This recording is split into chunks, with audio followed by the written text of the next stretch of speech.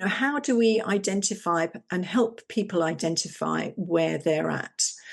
So I've used a sort of a traffic light system for this. Again, not exhaustive lists on each of the light stages, but if we go to green first of all, what we might be experiencing, or we see our clients experiencing if they're in this sort of green light zone, is that it's thriving. People are really doing well. There's a lot of energy, they're energetic, they're proactive, doing things, that they really want to, both physically and psychologically, feel fit, getting the interesting work that they want, and managing, enough good time outside in terms of friends and family and social.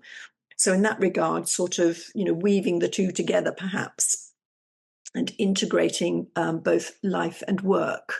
So that's the thriving stage. If we move to the next amber light stage, which is just sort of some early warnings of where things might be heading, and just trying to catch them for ourselves. And again, just as little warning lights for working with our clients.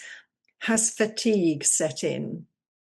Perhaps loss of motivation, time management boundaries have slipped, and therefore everything feels very overwhelming.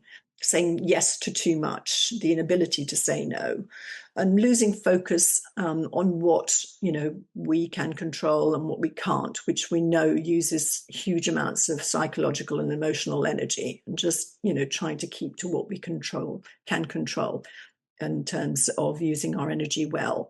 But that slips when we're in this sort of light stage, and you may see it in your clients too. And the next is the red, the phrase burnout, of course, when things have really got out of hand, and there may be burnout moments, if I can put it like that, and we've had discussions, I'm sure, with our clients where they're just those times, but that cannot be sustained. So burnout, there's very little respite, losing your sense of agency, your voice, continuously having that situation where you're reacting to your workload as opposed to being proactive around it. And of course, then, the impact it has on that loud inner critic, that voice that says, you can't do this, you can't possibly, you're not doing a good job at home, at work. And that voice gets more and more critical and louder.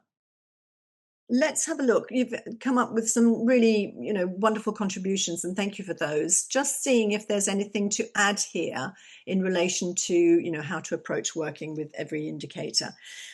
I think the most important thing, and I think you've touched on it really, is first of all, helping our clients, recognizing for ourselves when it's ourselves, but helping our clients to recognize the recognition of where they're at, if they're at green, amber, or red. And of course, if they're in the green, encouraging them to continue with the personal strategies that they are implementing, and perhaps what is required then to build on that success. Some examples might be, they might be very good at keeping in, a 10-minute run in the morning. They may be very good at, keeping boundaries. Good at reading for pleasure or playing an instrument. They have that time protected. They may have the ability of being able to say no appropriately. So they'll have some strategies that keep them in that zone. They may take care of their sleep and all their physical stuff, whatever it is, helping them understand what it is that they do and really building on those successes. So in the amber, again, I come to, recognizing that, okay, this is where they're at, this is where I'm at. And the enablement, helping them to introduce beneficial habits.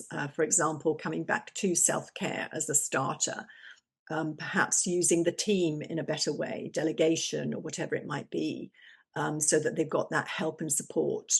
Having the courageous conversations to ask for what they want and what they need, to be able to have the courage and the ability to be assertive enough to do that. So working with those sorts of things, as well as, as I say, the spread of things that you've already suggested. And then in the red light zone, again, helping people recognize sometimes they're just, head down, don't know where they're at, helping them recognize that they're at this time.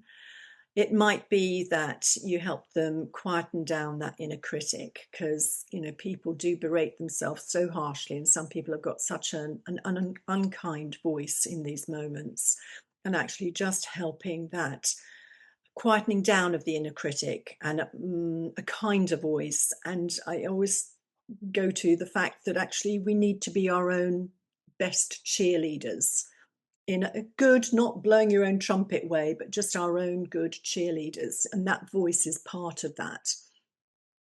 Focus on regaining their agency and, again, what courageous conversations they might need. And of course, if it's got to a stage where actually our sort of contract as a coach might have reached its limits, then it might be that there is a suggestion for them to get some more professional help.